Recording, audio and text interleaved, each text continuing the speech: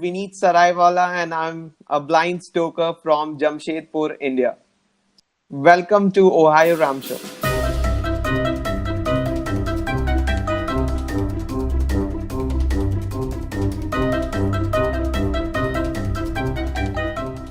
Thank you, Vineet, for that introduction. You can see Vineet on show number 214, and he is a part of the Blind Stokers Club. And hello, I'm Lee Kreider, the producer of the OhioRAAM Show, a show about cycling and ultracycling. And this show comes to you 3 times a month on the 7th, 17th, and 27th. And this is show number 221. This show is a service of the Race Across America time stations, number 41 in Oxford, Ohio, number 42 in Blanchester, and number 43 in Chillicothe.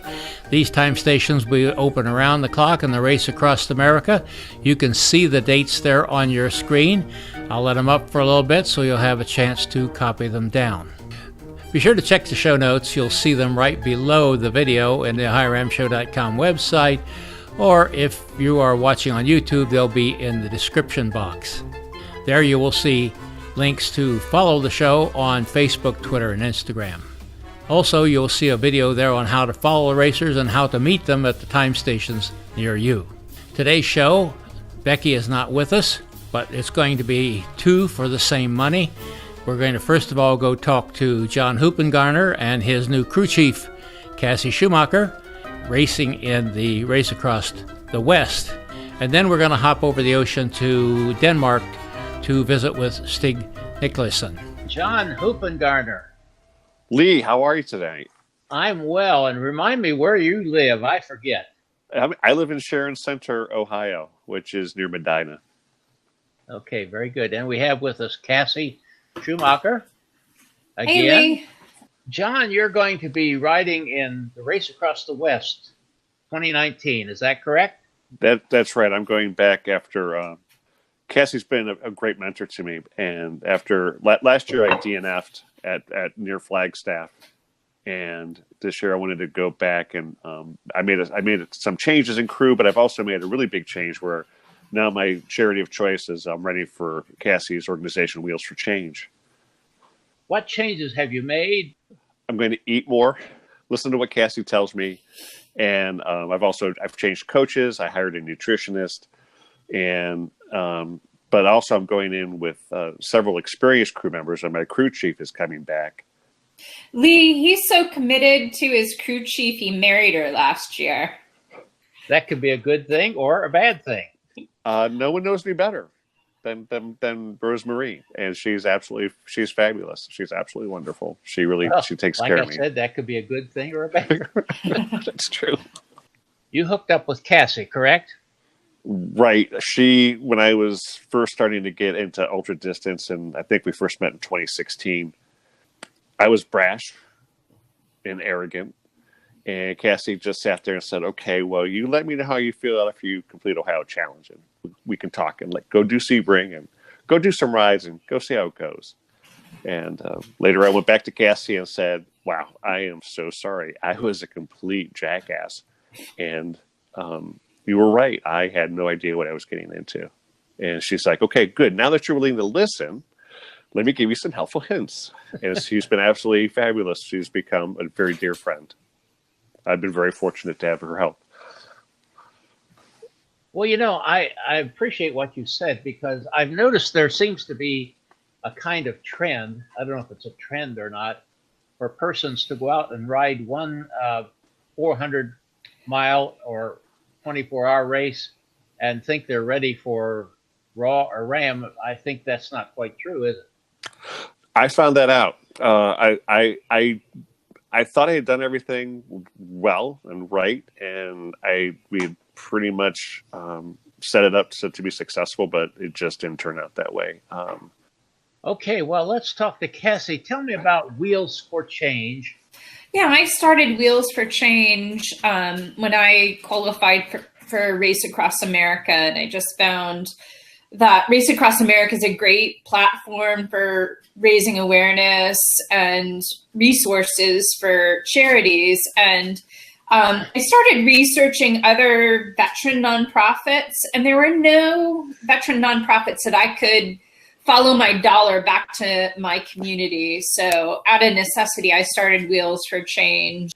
Cassie, I think you have had some personal family experience that brought you into this field, didn't you? Yeah, I was raised in a home where we were taught the importance of being a patriot and respecting veterans. I grew up around Vietnam vets. My dad is a Vietnam vet. Right around this same time he had ear surgery, he had a drastic personality change, and he left my mother a marriage of over 22 years, a career as an accountant, and journeyed into homelessness. And, it's been a real struggle over the past almost 30 years. And last year he reached out to me, and I've always offered to help him. And I've never been estranged from him. I've always tried to maintain a relationship with him while he was living in the streets. And he asked me for help last year, and was able to get him connected with VA services. And I joke with him. We have dinner every Friday now. He's living in his own place, and just joke with him. I'm like, now you're civilized, Dad. You're 73 years old, and you're finally civilized again. So it took from age 45 to 72 for him to accept help and get off the street. Okay, well, we wish you well, John. We hope you do well. Glad to Thanks, have you Lee. here again. Always good to see you. It's my pleasure to see you. Thank you so much, Lee. Cassie? Always good to see Cassie Schumacher. It's good to see you too, Lee. Thanks, John. Thanks, Cassie, for being with us on the show. I just happened to bump into Cassie and John on the tour of the Scioto Valley just a few days ago, and it was good to talk with them, and also bumped into Eric Overton there, too, another great ultra cyclist. We're going over to Denmark with Stig. How do you pronounce your last name, Stig? Nicolaysen. Stig Nicolaysen. How are you doing today, Stig? I'm doing well. It's cold here in Denmark, and it's not so good to take a bike outside, but inside it's okay. Well, we're having a cool spring so far here, and it's sort of been that way all winter long as well. Yes. Stig, I was taken by your website, and that'll appear in the show notes. In 2013, my son got cancer, and we were in a situation where we did not know what the future will bring us. And then we decided, my son and I, to set us a goal, and he must decide what the goal must be. And he mentioned that he had heard about Race Across America, and he thought at that time it was a very good idea. It was a very, very big surprise for me to hear what he proposed. Anyways, I thought, okay, let's try it, and then we began to prepare a Race Across America in 2016, where I did not finish, but I reached 4,000 kilometers, about 2,200 miles after 10 days. And then I have to resign because my left hand was sleeping so much that it was too dangerous to continue biking. Since 2016, we have tried to get the arm better, and now we are coming so long that we are sure that it would bring me across America next time, because this year I, as you know, again will participate in Race Across America. He is well today, and he has no cancer any longer. So he is doing all right, and he is working, and he is doing all the things that young people do in their lives. The mission behind it all is that we want to inspire other people also to set a goal and look forward in the future when they are hidden by sickness, serious sickness, and so on. Had you been a cyclist before he came up with this idea? Have you been in cycling in the past? Not as an extreme biker at all. I have used my bike in the local club for motions, and it was maybe 100 miles. It meant that all my life went up and down at that moment, with training, with administration at our project, and so on. So a lot of work, if you could say so, is behind our project. We want to inspire. That's one of the points. We want to tell the good history also. And the third point is that we here in Denmark have a foundation for children with cancer, and we are collecting money for them also. So we do a lot more than just biking, if I may say so.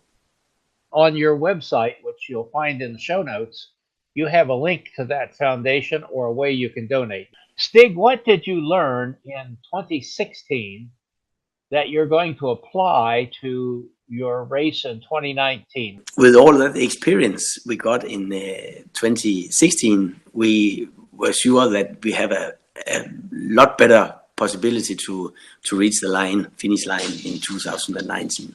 We have worked with the team. Some things has been changed, and we have done a lot of research from the tour in 2016. I'm happy to get the chance to come to your country again and make a race. We wish you very well in 2019. We hope you have success both in your finishing of the Race Across America this time, and also in the wonderful work you're doing there in Denmark with not only fundraising for cancer, but also helping a lot of people get out on the bike that might not otherwise make it. So thank you very much. Thank you, Self, and I'm happy to meet you again. Thank you, Stig, for being with us, and also thank you, John and Cassie. Be sure to check the show notes where you'll find links to their charities, and I know they appreciate your support. And we appreciate your support as well. We appreciate those of you who watch the show, particularly appreciate those of you who support the show. Some of you are very faithful in social media, giving us the likes, the shares, the comments. That helps us so much, and it makes us feel as though we're doing something important. Oh, and by the way, come on out to our time stations here in Ohio. You saw those listed before. You can back up and take a look at them if you missed them. We always have a good time at those time stations. Even if it's 3 o'clock in the morning, we're sitting around chatting and enjoying ourselves. On our next show, we're going to go to Brazil, where Morales Soares, who will be racing in the Race Across America as a solo rider in 2019. And our grandson, Lucas Hazen, will be doing the translating for us. So be sure to see us in about 10 days. Becky will be back then. And so, goodbye. Music by Kevin MacLeod.